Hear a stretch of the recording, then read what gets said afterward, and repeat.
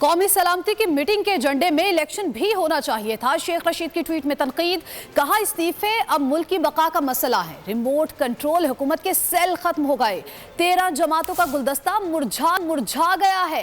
ये हेलीकॉप्टर की लैंडिंग में फंसे हुए हैं। शेख रशीद का कहना है आटा, बिजली और गैस नायाब है।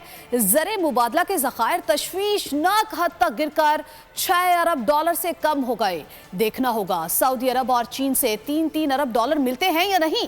IMF का मसला भी लटका हुआ है। शेख रशीद ने कहा, आइन में टेक्नोक्रेट हुकूमत की गुंजाइश नहीं। सारा मुल्क थ्रेट अलर्ट में आ चुका। हमने दहशतगर्दी खत्म करनी है, किसी का जंग का हिस्सा नहीं बनना। सबसे बड़े चैनल बोल न्यूज के एंकर मखदूम शहाबुद्दीन के प्रोग्राम अब बात होगी ने रेटिंग के तमाम रिकॉर्ड्स तोड़ दिए। मैं हूं मखदूम शहाबुद्दीन और आप देख रहे हैं अब बात होगी। 46% नाजरीन ने बोल न्यूज को देखा। सोशल मीडिया पर भी सबने ज्यादा देखा। सब्सक्राइब करें और बेल दबाएं ताकि कोई खबर रह न जाए।